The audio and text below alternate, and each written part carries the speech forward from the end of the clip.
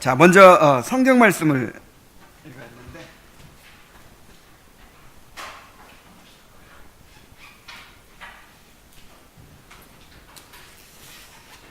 자, 성경 에베소서 4장 7절로 12절을 보겠습니다. 성경 에베소 4장 7절로 12절.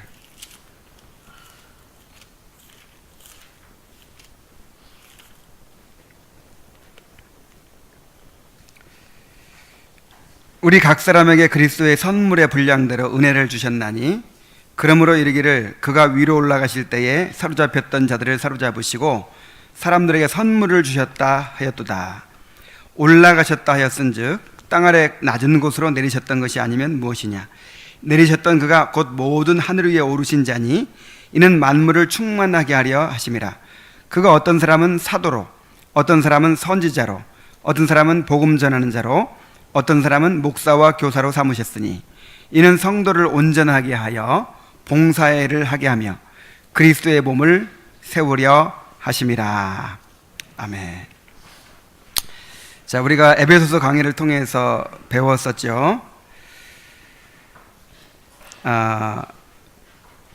승리한 이제 왕이 영광스럽게 개선을 한 다음에 이제 그 탈취물들을 백성들에게 선물로 나누어 주는 것처럼 이 땅에 성육신하셔서 이 땅에 내려오셔서 구속의 사역을 이루신 영적 전쟁에 승리하신 주님께서 이제 하늘로 올라가셔서 이제 자기 백성들에게 선물을 나눠 주신다는 거예요. 선물을. 이제 이 교회에 선물을 주시는 거죠. 이 교회는 그리스도께서 이루신 구속의 은혜를 받는 사람들이죠. 그런데 그 가운데 어떤 선물을 주셨냐면 11절에 그가 어떤 사람은 사도로, 어떤 사람은 선지자로, 어떤 사람은 복음 전한 자로, 어떤 사람은 목사와 교사로 삼으셨다. 그러니까 이 교회를 위해서, 주님의 몸된 교회를 위해서 사도라는 선물, 선지자라는 선물, 또 복음 전하는 자라는 선물, 또 목사와 교사라는 선물을 주셨다는 거예요. 그래서 성도를 온전하게 하고 봉사의 일을 하게 하고 그리스도의 몸을 이제 세워 가도록 하셨다, 이렇게 말씀하고 있습니다. 자, 오늘 우리가 살펴볼 몇 페이지입니까? 66쪽. 이 66쪽부터 67쪽의 내용을 우리가 살펴볼 텐데, 이 내용이 이제 참된 목자를 분별하는 그런 원리를 말하고 있거든요. 그래서 이 하나님께 세우신 이 목사에 대해서 오늘은 이제 살펴볼 것입니다.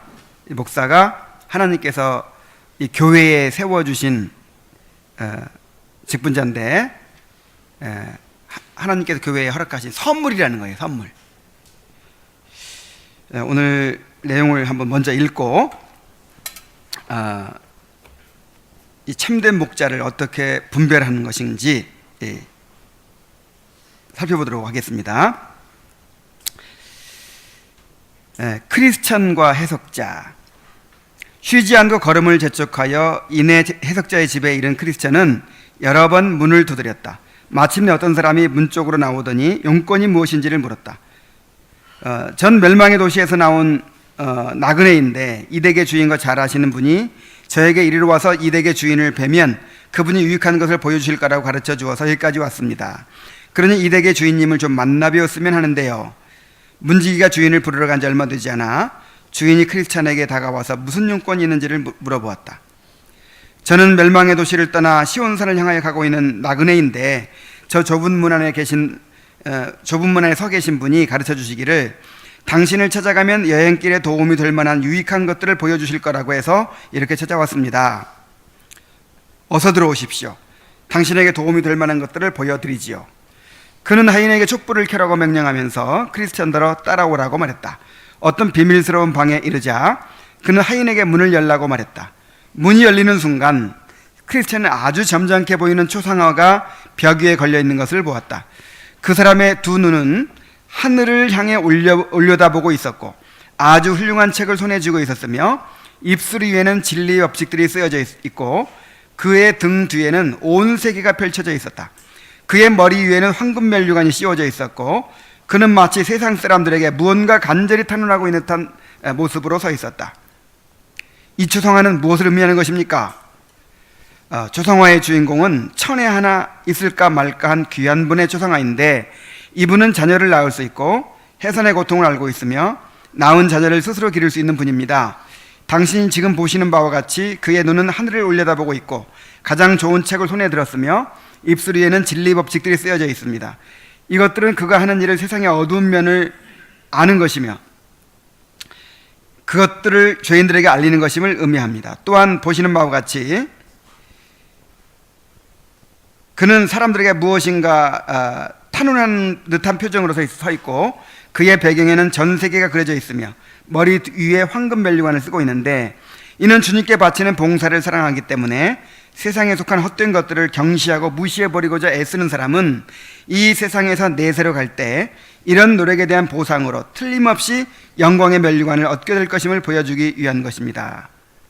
해석자는 계속해서 말했다. 제가 이 그림을 맨 먼저 당신에게 보여드린 이유는 이 초상화의 주인공만이 당신이 가고자 하는 곳의 주인인 하나님이 허락한 유일한 인도자이기 때문입니다. 그는 당신이 도중에서 만날 모든 환난 가운데서 당신을 인도할 것입니다. 그러니 제가 당신께 보여드리는 것을 주의 깊게 보시고 잘 기억해 두셔야 합니다.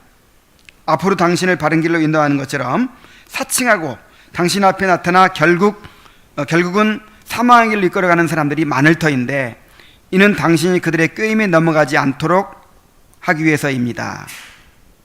네, 여기까지 보겠습니다. 좁은 문에 들어온 크리스천은 이제 선의가 알려준 대로 해석자의 집을 찾아가게 됩니다. 그는 이곳에서 순례의 길을 가기 위해서 반드시 알아야 할 7가지 교리를 배우게 됩니다. 자, 7가지 교리 가운데서 가장 먼저 가르쳐 주는 게 뭐냐면 참된 목자 분별법이에요. 어떻게 참된 목자를 분별할 것인가, 그 참된 목자의 특징을 이제 가르쳐 주는 것이죠.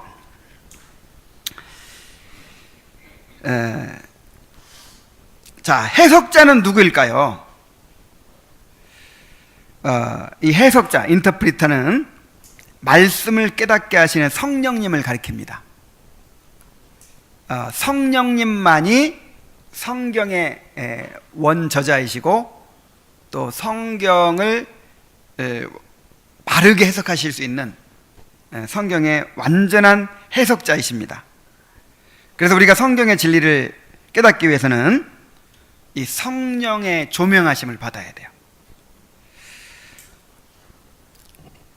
요한복음 16장 13절로 14절에 그러나 진리의 성령이 오시면 그가 너희를 모든 진리 가운데로 인도하시리니 그가 스스로 말하지 않고 오직 들은 것을 말하며 장래일을 너희에게 알리시리라 그랬어요.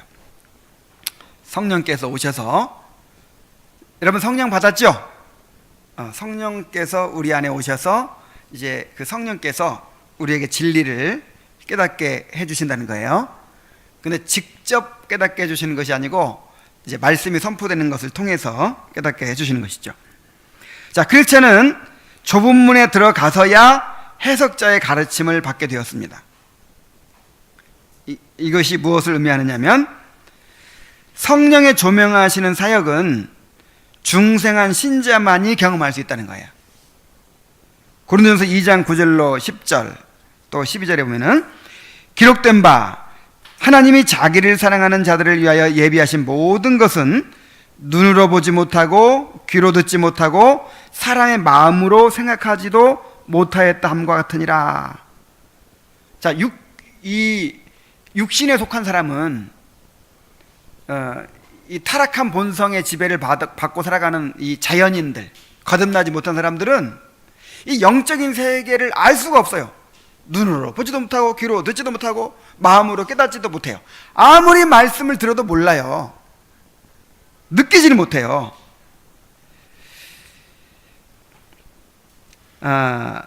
오직 하나님이 성령으로 이것을 우리에게 보이셨으니 성령은 모든 것 곧 하나님의 깊은 것까지도 통달하시느니라. 자, 영적인 일은 누구를 통해서 보여주셨다? 성령을 통해서. 그러니까 성령을 받아야 깨달을 수 있는 것이죠.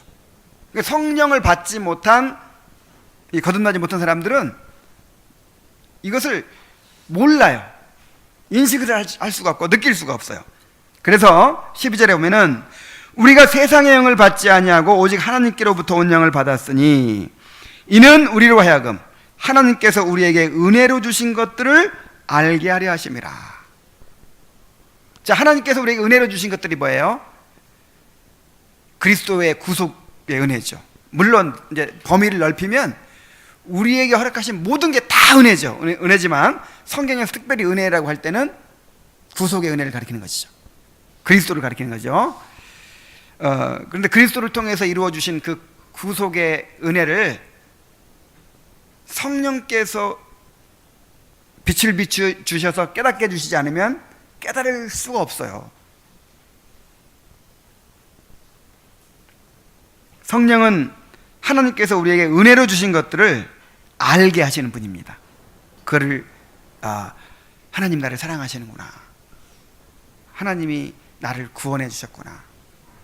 하나님이 내 죄를 깨끗게 하시는구나. 이런 걸 어떻게 알겠어요?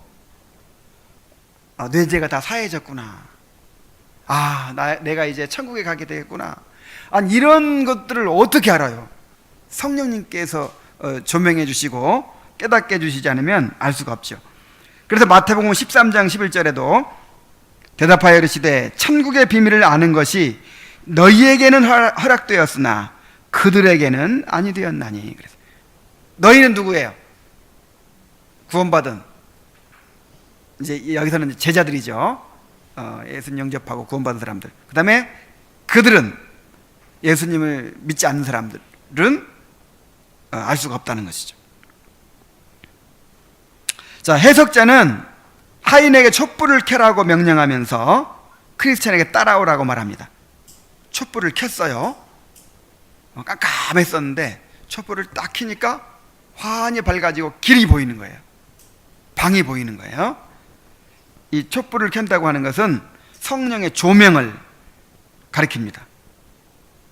성령의 조명을 통해서 이제 이 복음의 진리를 밝히 깨닫게 되는 것이죠.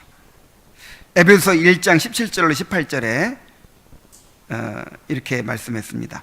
우리 주 예수 그리스도의 하나님 영광의 아버지께서 지혜와 계시의 영을 너희에게 주사 하나님을 알게 하시고 너희 마음의 눈을 밝히사 그의 부르심의 소망이 무엇이며 성도 안에서 그 기업의 영광의 풍성함이 무엇이며 그 힘의 위력으로 역사하심을 따라 믿는 우리에게 베푸신 능력의 지극히 크심이 어떠한 것을 너희로 알게 하시기를 구하노라 그랬어요. 이 말씀은 지금 이 기도는 구원받은 사람들을 위한 기도예요? 구원받지 못한 사람을 위한 기도예요? 구원받은 사람들을 위한 기도지. 에베소 성도를 위한 기도니까. 이미 구원받았어도 계속해서 성령의 조명을 받아야 돼요. 그래야 하나님 알아요. 성령의 조명을 눈이 좀 밝아져야 돼. 밝아져가지고 부르심의 소망이 무엇인지. 내가 나를 부르셔가지고 하나님이 나를 어떻게 얼마나 놀라운 영광으로 인도할 것인지, 내게 허락하신 그 기업의 영광의 풍성이 무엇인지, 그리고 우리 가운데 역사하시는 그 능력의 지극히 크심이 어떤 것인지, 이게 우리를 예수 믿게 만들고 또 본성을 새롭게 창조해 주시고 또 주님을 따르게 하시는 이 역사가 창조의 역사보다도 더 큰 놀라운 능력의 역사라고 하잖아요. 그리스도를 죽은 자 가운데서 부활시킨 그 능력이 우리 가운데 역사하고 있는 거예요. 이거를 우리 그냥 이론적으로만 아는데 마음의 눈이 밝아져 가지고 부르심의 소망을 보고 그 기업의 영광의 풍성함을 보고 우리 가운데 역사하시는 능력의 지극히 크심이 어떤 걸 막 알면 어떻게 될까요? 이렇게 시시하게 안 살겠지. 엄청나게 막 능력 있게 살겠죠. 이게 바울 사도의 삶이었고 초대교인들의 삶이었잖아요. 자, 우리가 이것을 위해서 기도해야 될 줄로 믿습니다. 자, 우리가 너무 지금 이 눈이 안 좋아요. 영적인 눈이 완전히 0.0000 그래 안 보여. 희미하게 그냥 겨우 그냥 보일 듯 말 듯 이러고 사니까. 근데 세상 것들은 너무 크게 보이고 확실하게 보이고 막 이러니까 이렇게 살고 있는 거예요. 이 기도가 우리의 기도가 되어야 하겠습니다. 자, 이제 해석자에게 크리스천이 가르침을 받아요. 크리스천은 해석자의 집에서 여러 번 문을 두드렸습니다. 자, 문을 두드린다는 건 뭐예요? 갈망을 가지고 간절히 구하고 찾고 두드리는 것이죠. 이렇게 구하고 찾고 두드리는 자에게 성령께서 역사하십니다. 누가복음 7장 13절 너희가 악할지라도 모든 것을 자식에게 줄 알거든 하물며 너희 하늘 아버지께서 구하는 자에게 성령을 주시지 않겠느냐. 여러분, 성령의 조명하시는 역사가, 성령의 감화하시는 역사가 여러분에게 간절히 필요합니까? 그 은혜라는 것도요, 은혜라는 것도 성령을 통해서 오는 거예요. 우리가 은혜 받았다 그러면 무슨 역사예요? 성령의 역사죠. 그러니까 이 구하라, 찾으라, 두드리라, 주님께서 이 기도를 가르치실 때 뭘 구하라는 것이었어요? 성령을 구하라는 것이었어요. 산상수훈을 다 가르치고 산상수훈 다 듣고 나니까 어때요? 아이고, 우리가 이걸 지킬 수 있겠나? 야, 이거 내가 하나님의 백성으로 살 수 있겠나? 막 이런 생각이 들잖아요. 좌절감이 들잖아요. 그러니까 주님께서 말씀하신 거예요. 구해라, 찾아라, 두드려라. 간절히 구하고 찾고 두드리는 자에게는 하나님께서 성령을 주신다. 은혜를 주신다. 그래서 천국 백성으로 살아갈 수 있게 해주신다. 구했는데 안 주실 수는 없어요. 구하는 이마다 얻고 찾는 이마다 찾고 두드리는 얘기 열린다 그랬어요. 이 기도는 응답률이 몇 프로예요? 100%예요. 100%. 나 부자 되게 해주세요. 이거는 될 수도 있고 안 될 수도 있어. 하나님께서 우리에게 유익하면 주실 것이고 안 유익하면 뭐 다른 걸로 바꿔주실 거예요. 근데 이거는 필수적으로 우리가 받아야 되는 것이거든요. 그래서 구하는 이마다 얻어요. 찾는 이가 찾아요. 두드리는 이가 열려요. 문제는 뭐냐면 구하고 찾고 두드리지를 않아요. 그렇게 절실한 필요성이 안 느껴지는 거예요. 당장 굶게 생겼으면 그냥 얼마나 절실하겠어요. 막 돈 벌려고 그냥 돈을 구하는데 막 완전히 막 혈안이 되겠죠. 근데 성령을 구하는 거는 성령 충만하나 안 충만하나 뭐 이렇게 별 지장이 없어. 이렇게 놀러 다니고 재밌게 살고 뭐 별 지장이 없어. 그러니까 절실해요, 안 절실해요? 간절해 구하질 않아. 그래서 못 받는 거예요. 그래서 정말 간절히 갈망하면서 구하고 찾고 두드리는 자에게는 반드시 응답됩니다. 반드시 응답해 주세요.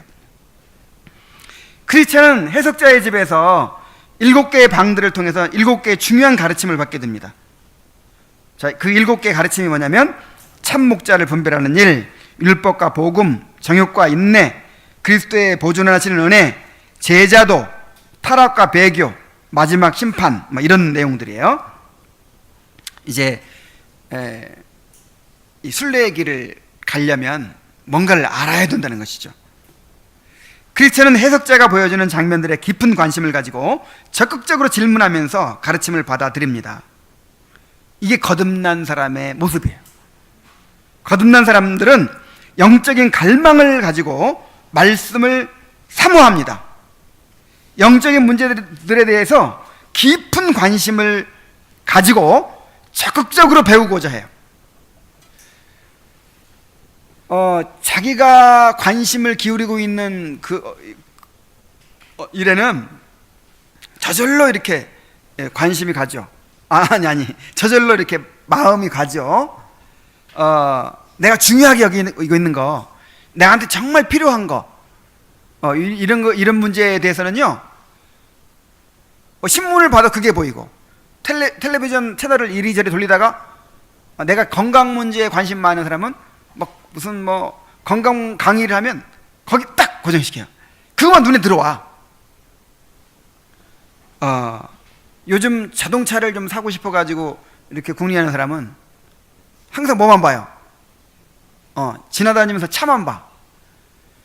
그런 것처럼 내가 지금 어떤 내 안에 영적인 어떤 갈급함이 있고, 뭔가 필요성이 느껴지고, 어떤 영적인 투쟁이 있고, 막 그래요.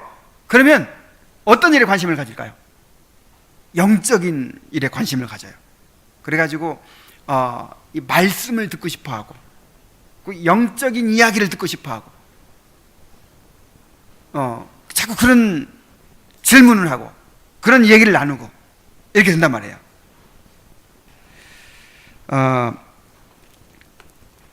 왜냐하면 말씀은 거듭난 영혼의 양식이 되기 때문에 그렇습니다. 베드로전서 2장 2절에 갓난 아기들 같이 순전하고 신령한 젖을 사모하라. 이는 그로 말미암아 너희로 구원에 이르도록 자라게 하려 함이라. 그랬어요. 자, 갓난 아이들은 본능적으로 젖을 찾죠. 젖을 먹어야 된다고 가르칠 필요가 있어요, 없어요? 젖이 왜 필요한가? 첫째, 둘째 해보면서 가르치고 강의할 필요가 없어요. 그냥 본능적으로 갈망이 있어. 그래서 목숨 걸고 그냥 막 이 젖을 찾죠. 그런 것처럼 영적 갓난아이들, 이 거듭난 영혼은요, 영의 양식인 신령한 젖인 뭘 찾아요? 말씀을 찾아요. 마태복음 4장 4절에 예수께서 대답하여 이르시되 기록되었으되 사람이 떡으로만 살 것이 아니요 하나님의 입으로 나오는 모든 말씀으로 살 것이라 하였느니라. 그러니까 두 가지 떡이 있는 거죠. 육신의 떡, 영혼의 떡. 그래서 영적으로 죽어있는 사람은 육신의 떡에만 배가 고파요. 그러나 영혼이 살아있는 사람, 거듭난 영혼은 밥만으로는 살 수 없어. 이제 떡으로만 살 수가 없어. 뭘 살아요? 말씀을 먹어야 하라. 말씀을. 욥은 내가 일정한 양식보다 그 입의 말씀을 귀히 여겼다 그랬어요. 그러니까 육신의 양식이 있고 영의 양식이 있는데 뭘 더 중요하게 여겼다? 영의 양식을 더 중요하게 여겼다 이 말이에요. 내가 밥을 굶는 한이 있어도 내가 말씀은 더 내가 간절히 구했다 그런 뜻이죠. 영적인 굶주리 말아요. 근데 교회를 다니면서도 영적인 갈망이 없고 말씀에 대한 사모함이 없는 사람은 어떻게 된 사람일까요? 네, 둘 중 하나예요. 거듭나지 않았거나 병들었거나. 병든 사람은 일시적으로 그랬다가 다시 회복되죠. 근데 계속해서 그래. 계속해서 말씀에 관심이 없어요. 뭔가 영적인 일에 관심이 없어요. 그냥 육신도 병들고 영혼도 병들어서 그냥 한 얼마 동안 졸고 그럴 수 있어요. 근데 1년 내내 졸아. 이건 거듭나지 못한 거예요. 틀림없어요. 자, 이제 그 첫 번째 방에서 참된 목자상을 이제 가르칩니다. 자, 크리스천은 첫 번째 방에서 어떤 사람의 초상화를 보았어요. 이 초상화는 참 목자의 특징을 묘사하는 그림이었습니다. 첫 번째 방에서 크리스찬은 아주 점잖게 보이는 초상화가 벽 위에 걸려 있는 것을 보았다. 두 눈을 하늘을 향해 올려다보고 있었고 아주 훌륭한 책을 손에 쥐고 있었으며 입술 위에는 진리 법칙들이 쓰여져 있고 그의 등 뒤에는 온 세계가 펼쳐져 있었다. 그의 머리 위에는 황금 멜류관이 씌워져 있었고 그는 마치 세상 사람들에게 무언가 간절히 탄원하고 있는 듯한 모습으로 서 있었다. 자, 그리고 또 뭐라 그러냐면 이분은 자녀를 낳을 수 있고 해산의 고통을 알고 있으며 낳은 자녀를 스스로 기를 수 있는 분입니다. 그랬어요. 자, 이게 이제 참목자상을 보여주는 거죠. 참목자상. 이거를 이제 준비하면서 이건 목사에 대한 강의인데 참 부끄러움이 많았어요. 이렇게 또 이 잣대를 가지고 나를 또 이렇게 재보려고 하면 어떡하나. 좀 두려움이 있지만 근데 이렇게 완벽한 사람은 없어요. 이거 원리지. 예. 자, 그를 감안하시고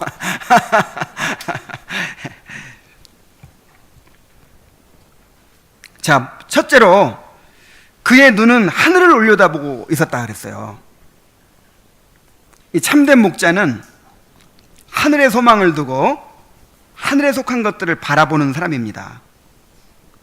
먼저 자신이 보고 누리는 사람만이 다른 사람들에게 그것을 말해줄 수가 있어요. 이 목사는 뭐에 대해서 말하는 사람이에요?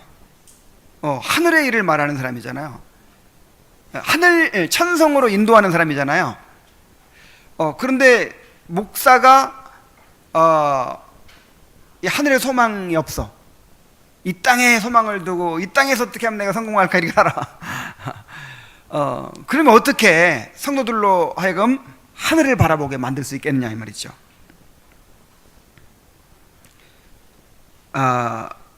목자, 목사 이 말을 자꾸 번갈아 쓰는데 똑같은 말이에요. 원래 목자라는 뜻이에요. 목사가. 자, 목자는 자신이 천국을 사모하고 하나님을 즐거워하는 사람이 되어야 합니다. 골로새 3장 1절로 4절에 그러므로 너희가 그리스도와 함께 다시 살리심을 받았으면 위의 것을 찾으라.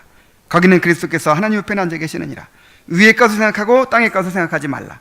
이는 너희가 죽었고 너희 생명이 그리스도와 함께 하나님 안에 감추었음이니라. 우리 생명이신 그리스도께서 나타나실 그때에 너희도 그와 함께 영광 중에 나타나리라. 그래서 참된 목자는 항상 어디를 바라보고 있어요? 하늘을 바라보고 있어요.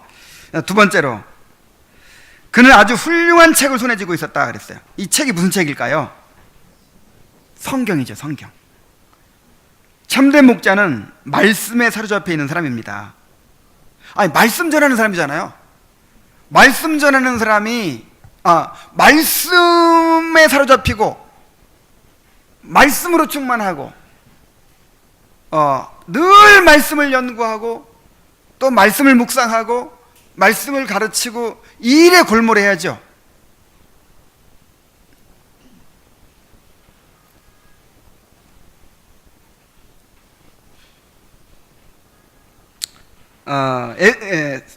에스라 7장 10절에 에스라의 유명한 결심이 있어요.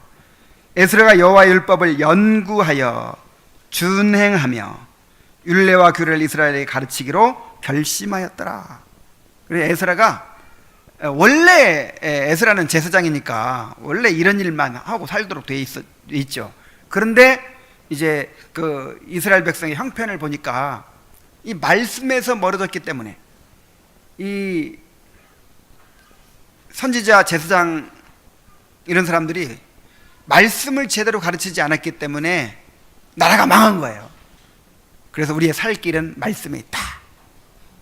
처절한 그런 깨달음과 결심을 가지고 이제 내가 이 말씀을 깊이 연구해야겠다. 그리고 이거를 내가 준행해야겠다. 일단 자신에게도 중요해요. 내가 먼저 이거를 실천해야겠다. 그리고 이거를 어떻게 하겠다? 가르쳐야겠다. 이렇게 결심했다는 거예요. 이게 진짜 참 목자죠. 그 다음에 또 어떤 특징이 있습니까? 그의 입술 위에는 진리의 법칙들이 쓰여져 있었다. 이 말은 무슨 말이냐면 오직 진리만을 증거한다는 거예요.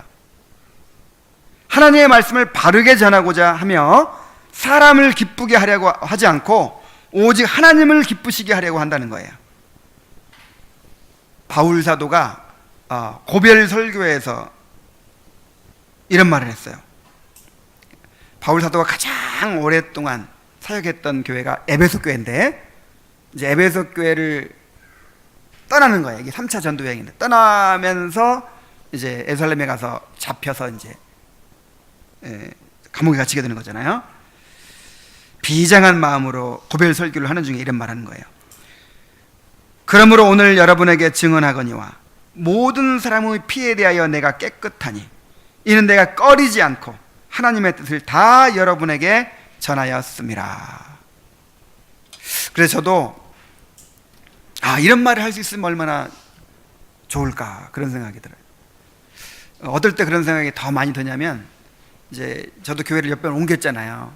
교회를 옮길 때 뭐가 제일 후회스럽겠어요. 나는 말씀을 전하는 사람인데 정말 내가 주님께서 전하라고 하신 것을 다 전했다고 이렇게 생각하면 얼마나 참 마음이 좋겠어요. 위로가 되겠어요. 그런데 정말 미루다가 또 게을러서 전해야 될 말씀을 다 전하지 못하고, 그것 때문에 사람들이 구원받지 못하고, 그것 때문에 회개하지 못하고 그랬다고 생각하면 얼마나 괴롭겠어요. 그래서 내가 떠날 때 그런 생각이 들고, 그 다음에 이제 목회를 하다가 교인들이 나가는 수가 있잖아요. 이렇게 딴 교회로. 그때 내가 꼭 이런 말씀을 전해줬어야 되는데, 가더라도 이런 말씀을 내가 전해줬어야 되는데, 그런 후회가 있어요. 아마 내가 나중에 이제 죽을 때도 그런 생각이 들 것 같아요. 그래서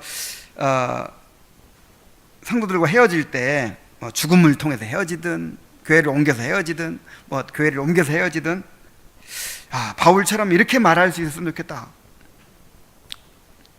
내가 모든 사람의 피에 대해 깨끗하다. 이제 그 사람들이 순종하든 안 하든 그거는 이제 그 사람들의 책임이고, 내가 전하라고 하신 말씀 다 전했다. 그래서 다 모든 사람의 피에 대해 깨끗하다. 내가 꺼리지 않고 하나님의 뜻을 다 전했다. 이렇게 말할 수 있으면 얼마나 좋을까. 자, 그런 목사가 되도록 기도해 주시기 바랍니다. 자, 이제 5번. 그의 등 뒤에는 온 세계가 펼쳐져 있었다 그랬어요. 자, 온 세계가 앞에 있어요, 뒤에 있어요? 뒤에. 참된 목자는 세상을 등진 사람이에요. 그는 세상의 풍요로움과 즐거움과 명예를 추구하지 않습니다. 그의 관심은 오직 하나님을 알아가는 데 있고 영혼을 구원하는 일에 있습니다. 디모데전서 6장 11절 12절에 오직 너 하나님의 사람아 이것들을 피하고 의와 경건과 믿음과 사랑과 인내와 온유를 따르며 믿음의 선한 싸움을 싸우라. 영생을 취하라. 이를 위해 내가 부르심을 받았고 많은 증인 앞에서 선한 증언을 하였도다. 그랬어요. 이것들을 피하라는 것은 그 세상에 대한 욕심이라든지 이 세상의 어떤 즐거움을 추구하는 것이라든지 명예를 추구하는 것이라든지 이런 것들을 피해야 돼요. 이 피하라는 말이 굉장히 강한 말이거든요. 막 도망간다는 말이에요.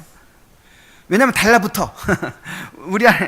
내 안에 그런 욕망이 있으니까, 그리고 세상에 유혹이 있으니까 막 그런 게 붙잡히는 거예요. 그래서 그것들을 적극적으로 피하고, 그 다음에 뭘 추구해야 돼요? 의와 경건과 믿음과 사랑과 인내와 온유를 따르고 믿음의 선한 싸움을 싸우고 영생을 취해야 돼요.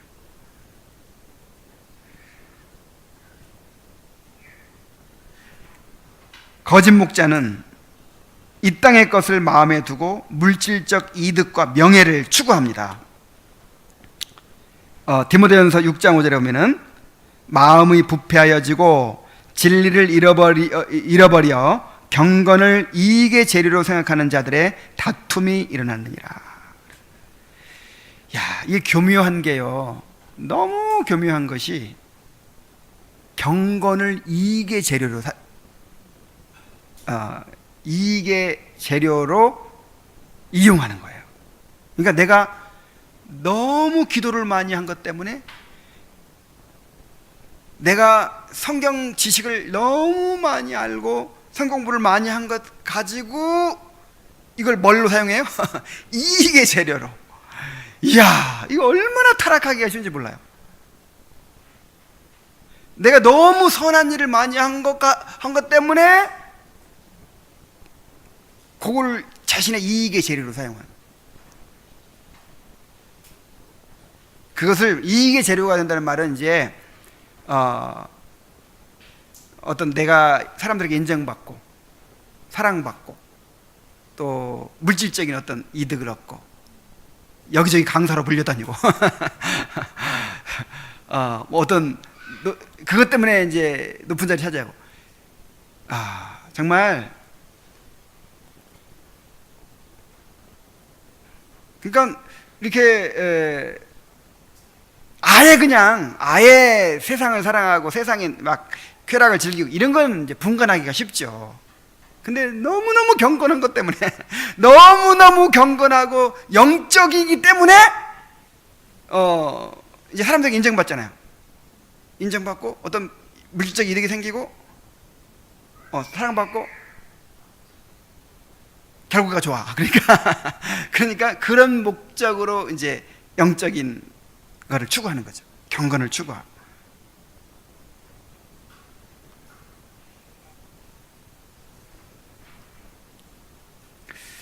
정말 철저하게 세상에 대하여 죽어야 돼요. 이건 목사만이 아닙니다. 바울 사도가 내가 세상을 대하여 십자가에 못 박히고 세상이 나를 대하여 또 못 박혔다. 그러니까 이중으로 못 박혔어요. 세상도 나를 버리고 나도 세상을 버리고 그냥 죽었다는 거예요. 죽었다는 거. 우리의 소속은 이 세상이 아닙니다. 천국입니다. 천국. 우리는 천국 백성들이에요. 목사는 정말 이렇게 세상에 돌아선 사람이어야 된다는 거예요. 자, 그의 머리 위에는 황금 면류관이 씌워져 있었다 그랬어요. 세상에서는 배척을 받고 핍박을 받지만 주님은 그를 인정해 주신다 하는 것입니다. 그에게는 영광스러운 주님의 상급이 예비되어 있다는 것입니다. 디모데후서 4장 7절 8절에 바울 사도가 이런 확신을 가지고 살았어요. 나는 선한 싸움을 싸우고 나의 달려갈 길을 마치고 믿음을 지켰으니 이제 후로는 나를 위하여 의의 면류관이 예비되어 있으므로 주 곧 의로우신 재판장이 그날에 내게 주실 것이며 내게만 아니라 주의 나타나심을 사모하는 모든 자에게 또니라. 바울 사도는 상급을 바라보고 달려갔죠. 그게 너무 크게 보이는 거예요. 참 이 바울 같은 그런 관점으로 살 수 있으면 얼마나 좋을까 그런 생각이 들어요. 그러니까 바울은 사람들이 인정해 주는 거, 또 물질적으로 풍요해지는 거, 이 땅에서 안락한 삶을 사는 거, 이 땅에서 얻는 어떤 그런 것들은 너무 하찮고 작고 배설물처럼 보이고, 주님이 칭찬해 주시고 주님이 인정해 주시고 주님이 갚아 주시는 것은 너무 크게 보이는 거예요.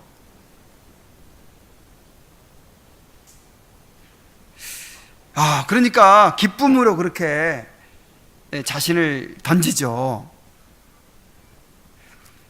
고린도서 15장 58절에 그러므로 내 사랑하는 형제들아 견실하며 흔들리지 말고 항상 주의 일에 더욱 힘쓰는 자들이 되라. 이는 너희 수고가 주 안에서 헛되지 않은 줄을 알미니라. 정말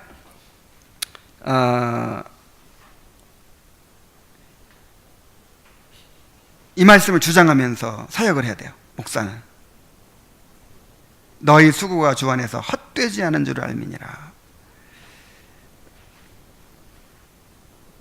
그래서 사람의 인정을 받기보다 주님의 상급을 기대하며 달려가야 되는 것입니다.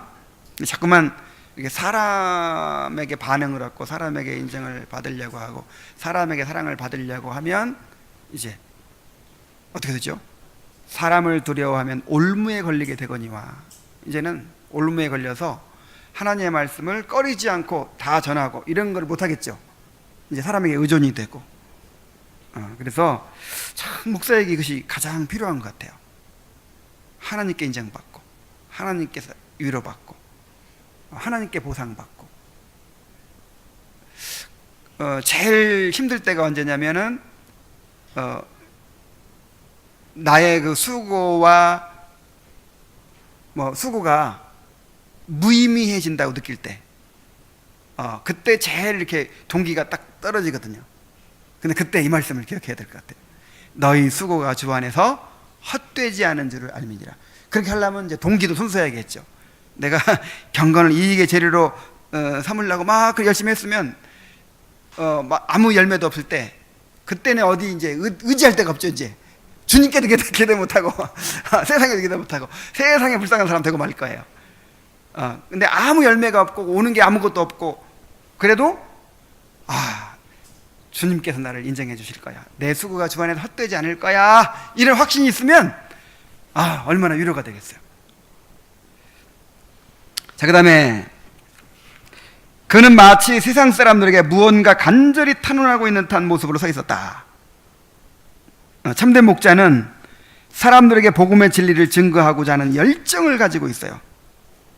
영혼들이 구원받게 되기를, 그리고 주님을 알게 되기를, 내가 발견한 그 주님의 선하심을 그도 발견하고 누리게 되기를 간절히 원하는 그런 마음이 있죠.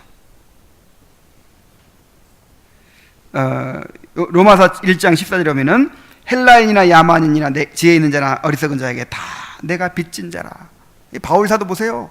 아니 도대체 언제 무슨 그런 빚진 적이 있다고, 자기가 한번 가보지도 못하고 알지도 못한 사람들을 위해서 그렇게 죽기 살기로 그냥 가서 말씀을 전하려고 그렇게 애를 씁니까?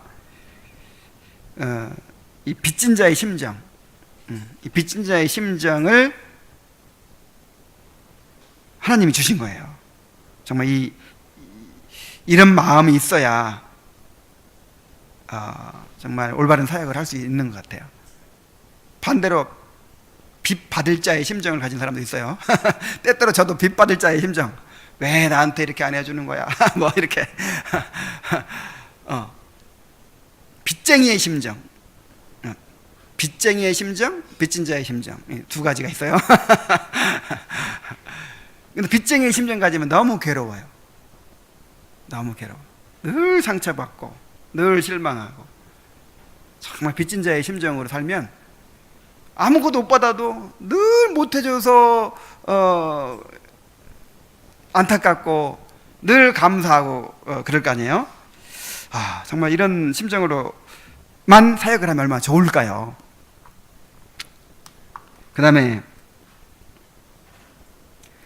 그는 자녀를 낳을 수 있고 해산의 수고를 알고 있으며 낳은 자녀를 기를 수 있는 사람이다 그랬어요.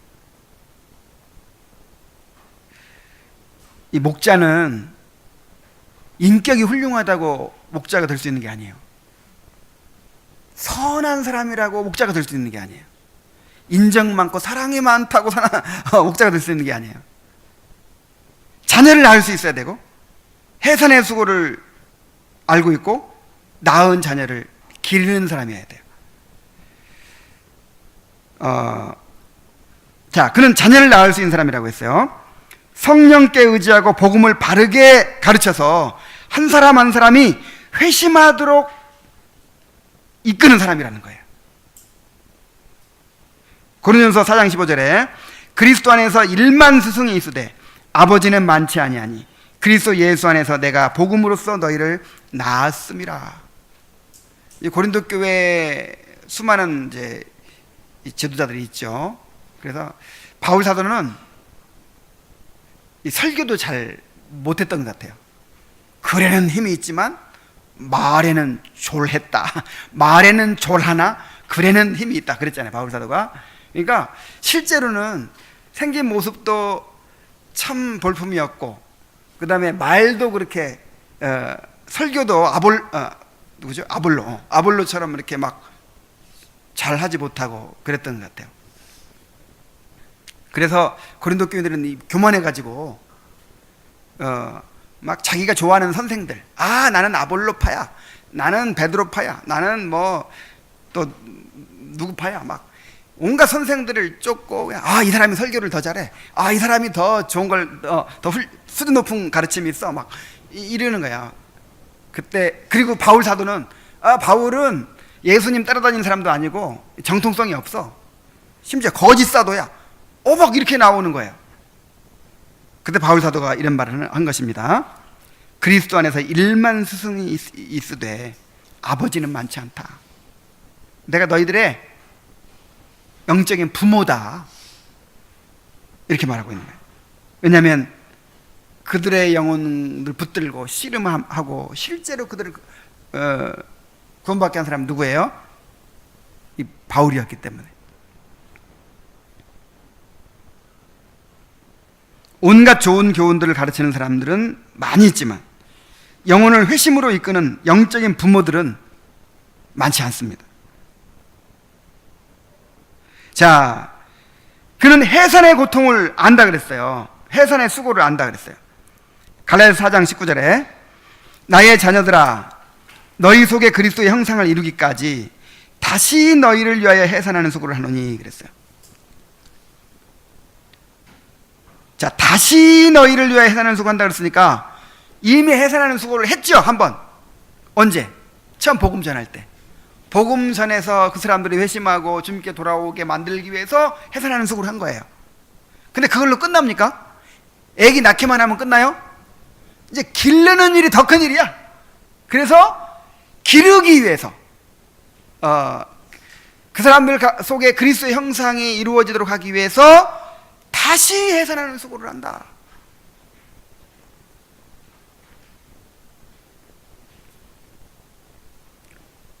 간절한 마음으로 말씀을 전하고 날마다 눈물로 기도하며 영적인 씨름을 한다는 거예요.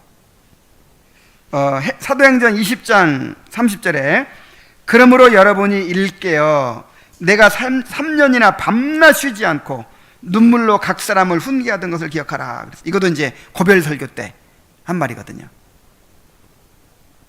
3년 동안 목회하면서 밤낮 쉬지 않고 눈물로 각 사람들을 훈계하던, 정말 그러니까 막 이 해산의 수고를 하는 거죠. 해산의 수고. 성도들에게 말씀을 전하는 일은 지식을 전달하는 일이 아니고 뭐예요? 해산의 수고예요. 해산의 수고. 자, 그 다음에 낳은 자녀를 기를 수 있다 그랬어요. 참된 목자는 영적인 부모로서 성도들을 양육합니다. 어머니의 사랑으로 말씀의 젖을 먹이고 보살핍니다. 데살로니가서 2장 7절 8절에 보면은 우리는 그리스도의 사도로서 마땅히 권위를 주장할 수 있으나 도리어 너희 가운데서 유순한 자가 되어 유모가 자기 자녀를 기름과 같이 하였으니 우리가 이같이 너희를 사모하여 하나님의 복음뿐 아니라 우리의 목숨까지도 너희에게 주기를 기뻐함은 너희가 우리의 사랑하는 자 됨이니라. 자, 참된 목자는 이 어머니의 사랑으로 유순한 자가 돼서 이렇게 젖을 먹인다 그랬어요. 말씀의 젖을 먹이는 거예요. 이 거짓 목자들은 사람을 지배합니다. 지배. 그래서 바울 사도는요, 별로 그냥 이렇게 힘도 없고 말도 그냥 이렇게 세지도 못하고 성도들을 그렇게 섬기고 그냥 유순한 자 돼가지고 이렇게 했는데, 이제 바울 사도가 하고 나서 아주 그냥 카리스마가 넘치고 그냥 완전히 그냥 권위 있고 막 이런 사람들이 와가지고 막 사람들을 종으로 삼는 거예요. 막 헌금 내, 뭐 아니면 뭐 당신 이거 해, 그러니까 사람들이 이야, 이 사람은 더 권위 있는 하나님의 종이다. 그래가지고 그렇게 막 억압하고 착취하고 막 이러는데 오히려 바울 사도 이분은 권위도 없고 말을 설교하는 것도 시원치 않고 이렇게 하는 거예요. 참 이상하게 그 이단의 교주들 보세요. 이단의 교주들 특징이 뭐예요? 사람들을 억압하고 착취하고. 근데 사람들이 그걸 원해요. 그러니까 어떤 말씀에서 권위를 찾는 게 아니라, 하나님의 말씀에서 권위를 찾는 게 아니라 뭔가 눈에 보이는 그런 카리스마, 기도를 해도 그냥 주시옵소서 하면 그냥 뭔가 그냥 찌릿하게 뭔가 뭐 느껴지는 게 있잖아요. 뭐 이런 걸 원한다고요, 사람들이. 그래가지고 좀 권위 있어 보이고 뭔가 뭐 이런 거를 원하거든요. 그분 기도가 은혜가 된다고 그러고 막 축도가 막 은혜가 된다. 그래서 그냥 그런 홀리 보이스를 개발해요. 또 원하노라.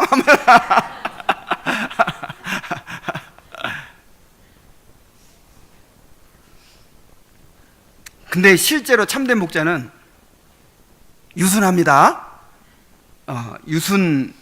이게 섬기는 것이지 지배하는 게 아니에요. 그래서 바울 사도가 뭐라 그러냐면 너희를 주관하려는 것, 내가 너희를 주관하려는 것이 아니요 너희 기쁨을 돕는 자가 되려 함이니 그랬어요. 이 고린도 교인들한테 얼마든지 자기가 주장할 수 있거든요. 누구 때문에 구원받았어? 얼마든지 주장할 수 있는데 내가 너희를 주관하려는 것이 아니요 너희 기쁨을 돕는 자가 되려 한다.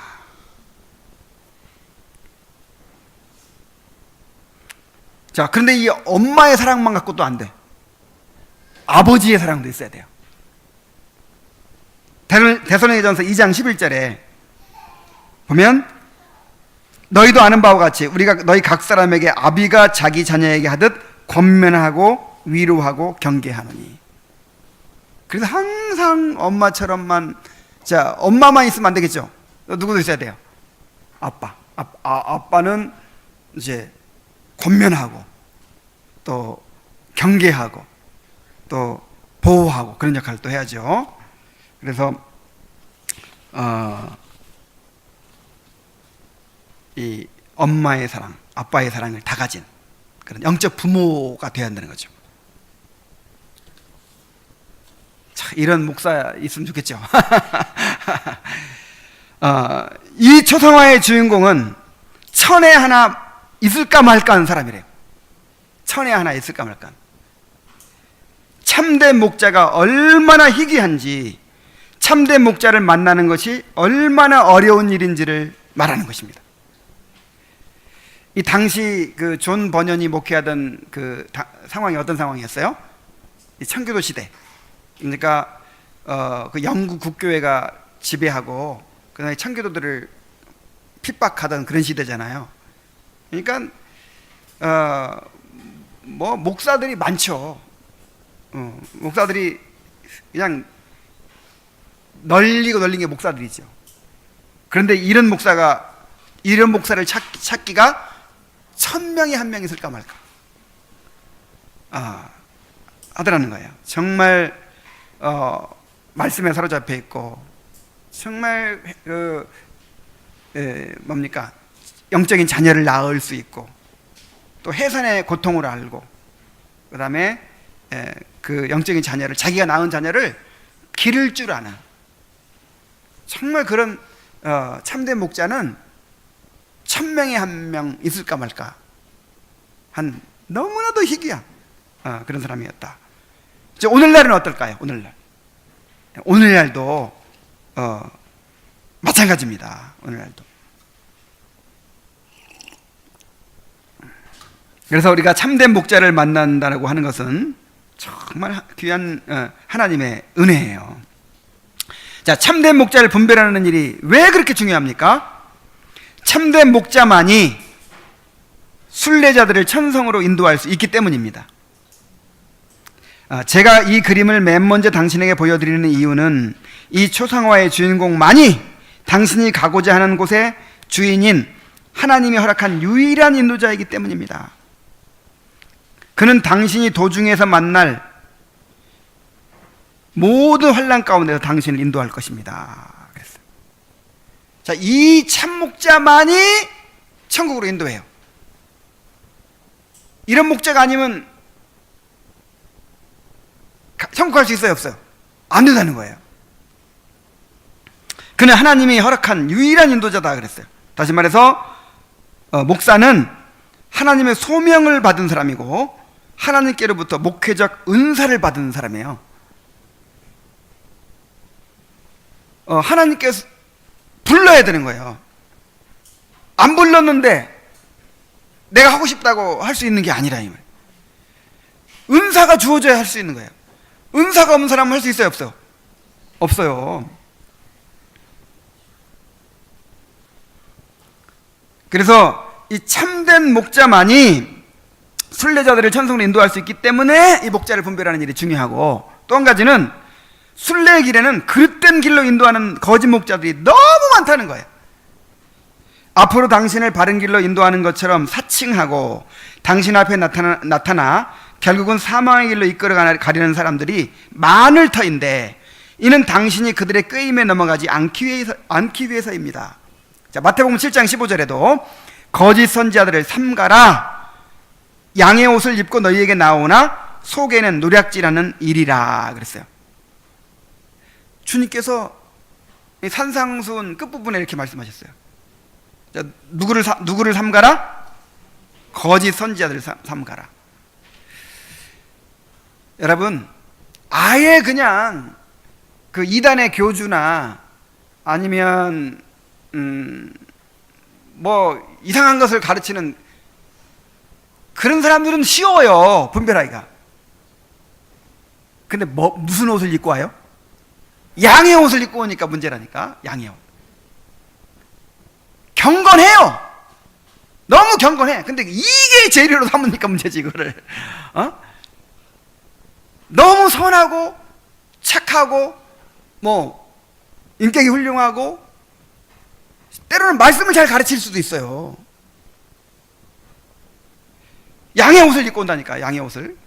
그래서 우리가 참된 목자의 특징을 잘 알아야 될 필요가 있다 이 말이에요. 참된 목자를 분별할 줄 아는 분별력이 있어야 된다는 것이죠. 이 말씀을 전할 때 그 말씀을 하나님의 말씀으로 받아야 되는 것도 필요하지만 또 한편으로 분별하는 것도 필요한 거예요. 두 가지가 다 있어야 돼요. 분별도 할 줄 알아야 돼. 자, 결국 권위는 어디에 있어요? 사람에게 있는 게 아닙니다. 여러분들이 저를 하나님이 세우신 목자로 이렇게 신뢰하고 내가 전하는 말씀, 하나님의 말씀을 받아들이는 것은 어디에 권위를 두고 그렇게 하는 거예요? 말씀. 내가 예를 들어서 변질이 됐어, 나중에. 그래가지고 이 성경에서 좀 어긋나는 걸 가르치는 거예요, 막. 그래도 하나님이 세우신 분이니까. 그러면 안 되겠죠. 그러니까 이 두 가지가 다 필요하다니까요. 그게 얼마나 여러분들이 성숙해야 되겠어요. 부족한데도 불구하고 하나님 세우셨으니까 하나님 전하는 말씀 다 받아들이기도 해야 되고, 근데 하나님의 말씀에서 어긋나는 걸 가르치면 또 분별도 해야 되고. 그러니까 여러분들이 많이 배워야 되는 거예요. 말씀을 잘 알아야 분별을 할 수 있겠죠. 크리스찬은 본격적인 순례의 길을 떠나기에 앞서서 가장 먼저 참된 목자의 특징에 대해서 배웁니다. 자, 왜 이걸 가장 먼저 배워야 될까요?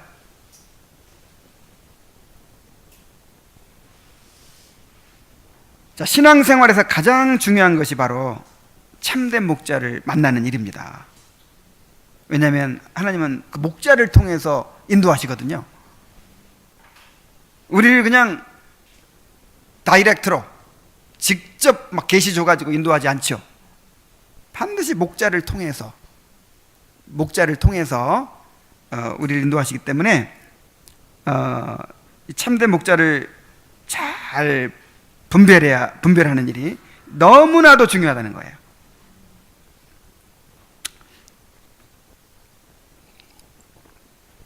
저는 늘 말하지만 목사가 이렇게 중요한지 몰랐어요. 이런 것이었으면 내가 목사 될 꿈도 못 꿨을 거예요. 어떻게 하다가 이제 목사가 됐는데, 목사가 되고 나서 처음에도 잘 몰랐어. 그냥 단지 어떤 기능적인 그런 개념으로 생각하고 그렇게 이제 목회를 하다가 나중에야, 이야, 목사가 이런 거네. 나중에야 이렇게 깨닫게 된 거예요. 정말 목사가 너무 중요하더라고요. 자, 이 참교회의 표지가 뭡니까? 그러니까 참목자를 구분하듯이 어디 가서든지 이게 진짜 하나님의 교회인가, 이거를 구별하려면 뭘 통해 구별해야 돼요? 그렇죠. 칼빈은 두 가지를 얘기합니다. 말씀과 성례. 이제 성례에는 예배까지 포함되어 있다고 생각하세요. 말씀과 성례. 근데 그 말씀과 성례를 보호하기 위한 수단으로 권징이 필요한 거예요. 그래서 이제 후대 개혁 신학자들은 교회 표지 하나를 덧붙였어요. 말씀, 성례, 권징. 근데 이제 권징은 그래서 이제 이 동등한 표지라기보다 어떤 보조적인 표지라고 할 수 있어요. 그래서 그냥 가장 중요한 표지 두 가지만 딱 얘기하면 말씀과 성례죠. 이제 좀 더 보조적인 수단까지 해서 표지까지 해서 말하면 말씀과 성례, 그걸 보호하기 위한 권징, 이렇게 말할 수 있죠. 근데 말씀과 성례를 누가 행합니까?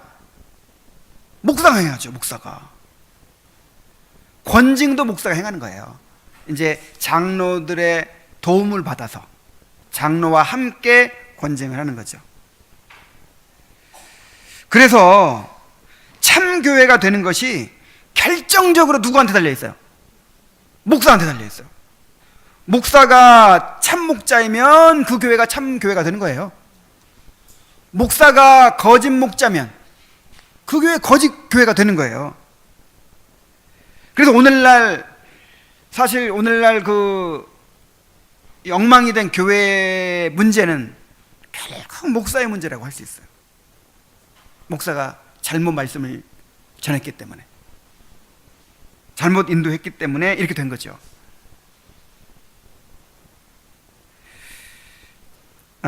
그런데 그것을 분별하지 못하고 맹목적으로 따르는 사람이 많습니다. 이제 그러다 보니까 한편으로 거짓 목자를 맹목적으로 따르는 일을 경계하면서 이제 그렇게 하다 보니까 목사의 가르침과 치리를 받지 않으려고 하는 경향이 생겨나게 되었어요. 그래서 여러분, 우리는 잘 분별을 해야 됩니다.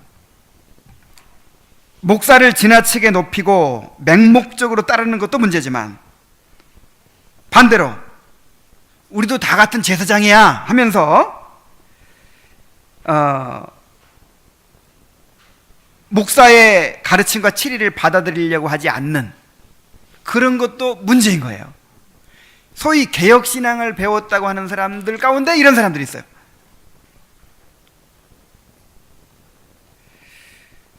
근데 정말 개혁신앙을 제대로 배우면 그렇게 하지 않겠죠. 결국 개혁신앙이라는 게 뭐냐면 교회거든. 개혁교회를 세우는 것이잖아요. 바른 교회를 세운다는 것이잖아요.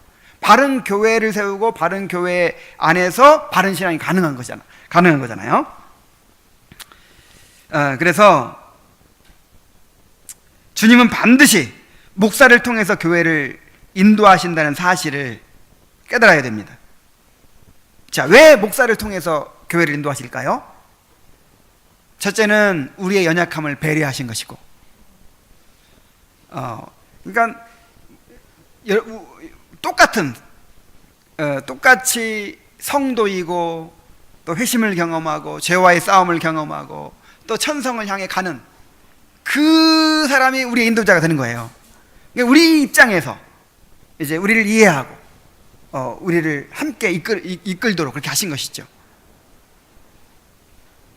또 한 가지는 교회가 하나 되게 하기 위해서, 각자가 다 하나님께 계시받고 각자가 그렇게 하면 어떻게 하나가 되겠어요?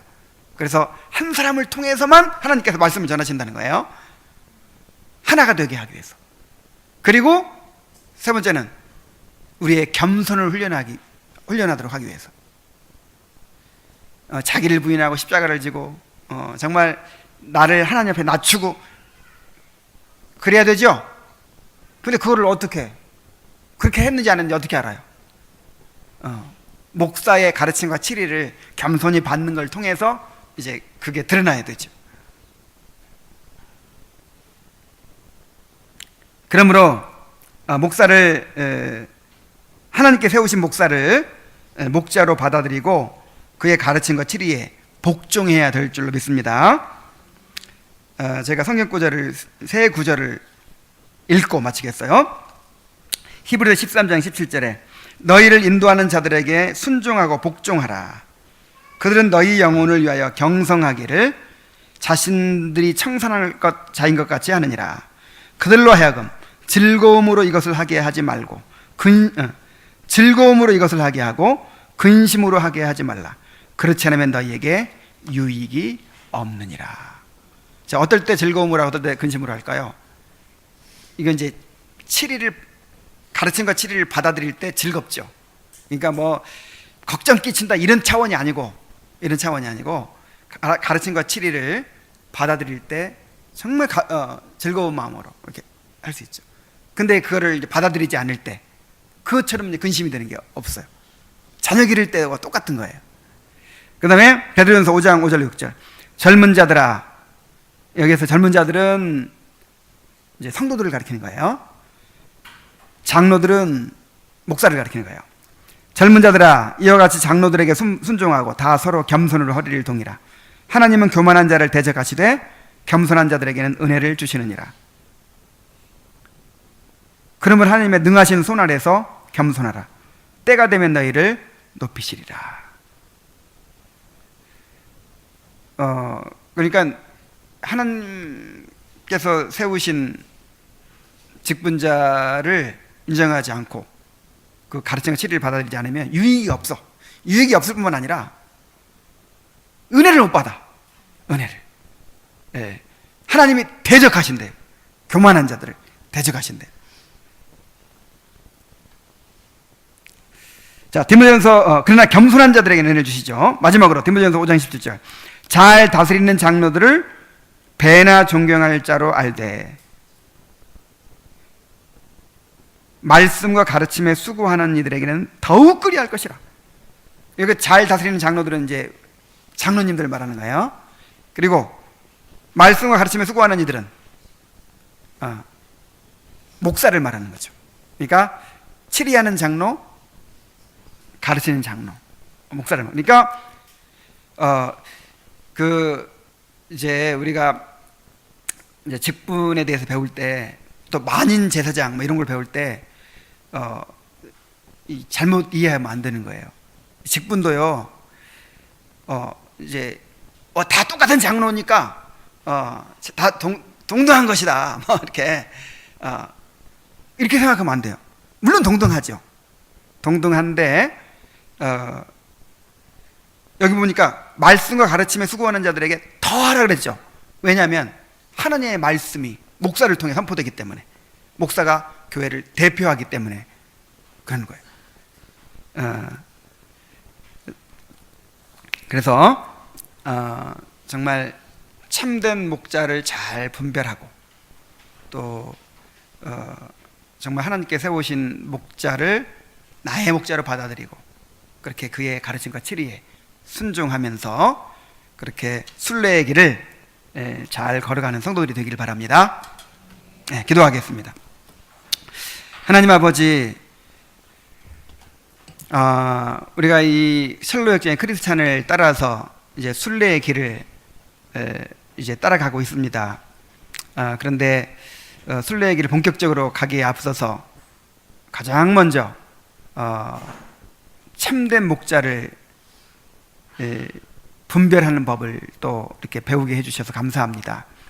하나님 아버지, 정말 우리에게 분별력을 주시고 또 우리에게 참된 목자를 또 주셔서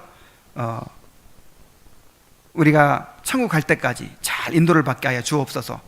우리의 자라나는 자녀들도 참으로 그들이 자라는 동안 바른 복음 전도자들, 참된 목자를 만나게 해주시고 정말 잘 인도받을 수 있도록 인도하여 주시옵소서. 정말 이 교회가 바른 목사와 성도와의 관계를 잘 형성해서 정말 참 교회를 만들어갈 수 있도록 인도하여 주옵소서. 예수님의 이름으로 기도하옵나이다. 아멘. 자, 우리 한번 기도합시다. 오늘 말씀의 내용